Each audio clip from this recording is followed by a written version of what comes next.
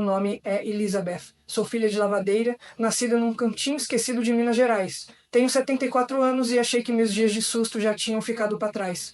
Mas naquele fim de tarde abafado, quando o sol já estava se escondendo atrás da mangueira do quintal, eu entendi que o passado não esquece da gente. Ele espera, ele observa. E quando a gente acha que está segura, ele volta, de um jeito ou de outro. Eu estava costurando uma coxa velha, né, dessas de retalho, tentando distrair a cabeça, pensando na Clara, no neto, nas contas do mês quando ouvi as batidas. 3, secas, sem força, mas tinha alguma coisa naquele som que me arrepiou.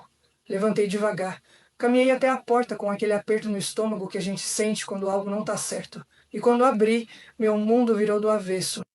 Era ele, Antenor. Meu Deus, como o tempo tinha passado por aquele homem, mas o olhar, aquele olhar cínico, enigmático, que já tinha me feito acreditar em tantas mentiras, ainda estava lá. Só que agora, com um peso a mais. Um cansaço, uma culpa, talvez. Ele não disse oi. Não me chamou pelo nome.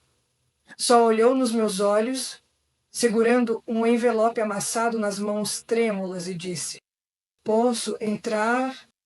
Eu devia ter batido a porta na cara dele. Devia. Mas minhas pernas congelaram. Meu peito disparou.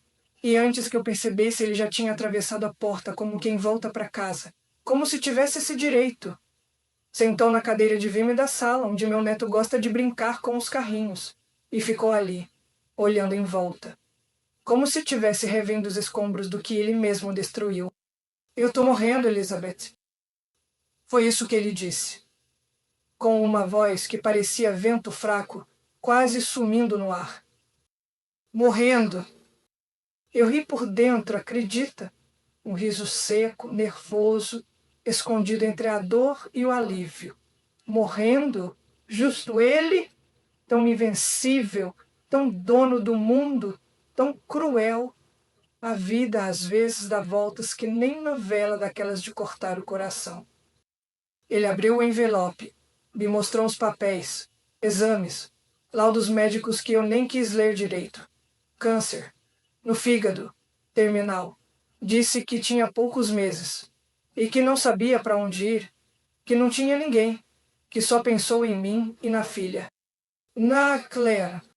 Quando ele falou o nome dela, meu coração apertou de um jeito que só mãe entende. Minha filha, minha guerreira.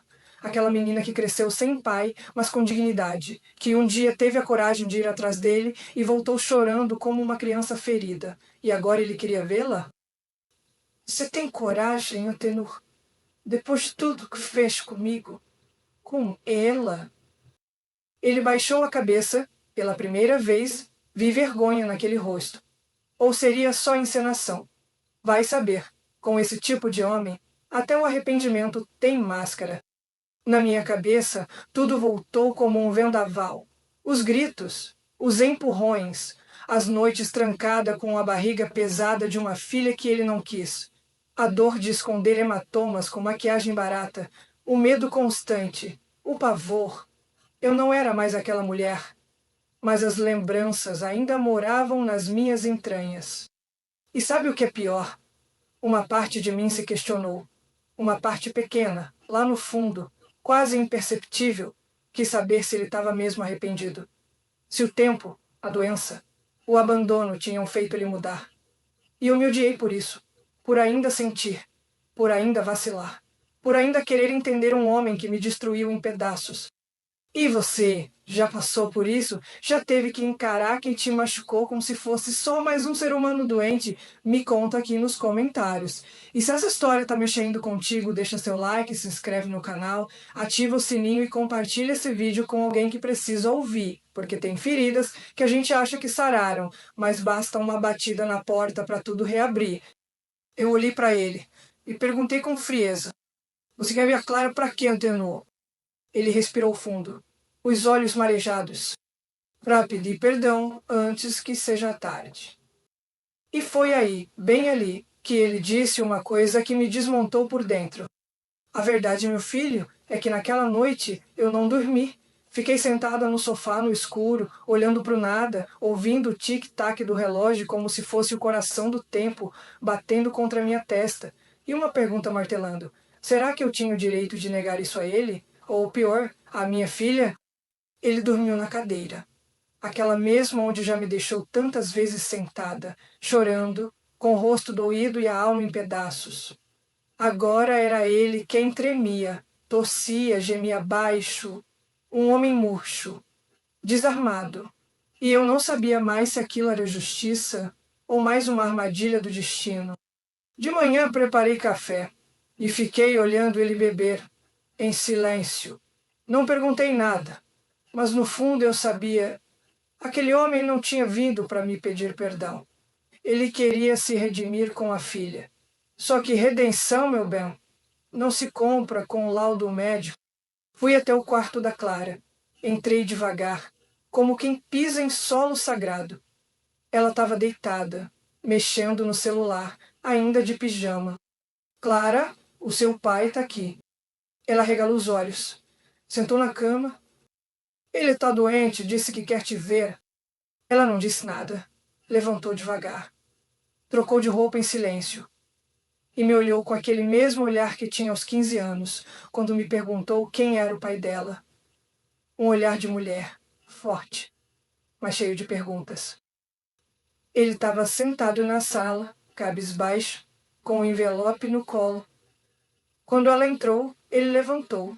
Os olhos dele se encheram d'água, e ele sussurrou: Clara. Eu fui para a cozinha. Não consegui ouvir tudo, mas escutei algumas frases perdidas no ar. Ele dizendo que errou, que se arrependeu, que pensou nela todos os dias, que procurou, mas nunca teve coragem. Mentira? Verdade? Eu já não sei mais o que acreditar. Depois de uns minutos ela saiu.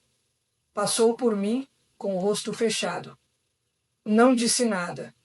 Entrou no quarto e trancou a porta. Ele ficou ali, sentado, olhando para o chão. Parecia menor ainda, uma sombra do homem que um dia me destruiu. Ela não quer saber de você, Antenor. Ele só assentiu com a cabeça. Ficou em silêncio por um tempo. Depois se levantou. Eu só queria poder apagar o que fiz, Elizabeth. Mas não pode, ninguém pode. Ele andou até a porta. Parou, me olhou. Você me odeia? Eu respirei fundo e disse: Não, mas também não sinto pena, porque o que você fez não se cura com dor no fígado, se cura com dignidade. E você nunca quis ser digno. Ele saiu, devagar, como quem carrega um corpo morto dentro de si. E eu fechei a porta, tranquei e encostei a testa na madeira. Respirei e chorei, não por ele, mas por mim, por tudo que eu ainda sentia, por tudo que nunca foi dito, e por aquela menina de 28 anos que um dia acreditou que podia ser amada por um homem como ele. À noite, Clara veio até mim, sentou ao meu lado. Ficamos em silêncio. Mãe, obrigada por ter me deixado ver com os meus próprios olhos. Eu segurei a mão dela e sorri, cansada. Às vezes a gente precisa olhar para o abismo para saber que não quer cair nele. Ela me abraçou. E naquele abraço, eu soube que, enfim, estávamos livres. E você? Já teve que perdoar alguém assim? Já segurou a mão de quem te feriu? Conta pra mim aqui nos comentários. E se essa história tocou teu coração, deixa seu like, se inscreve no canal, ativa o sininho e manda esse vídeo para alguém que precisa ouvir. Porque o perdão, meu filho, não é esquecer, é escolher não carregar o peso do outro nas costas. Eu ainda sonho com ele às vezes, mas agora, nos meus sonhos, eu fecho a porta e não abro mais.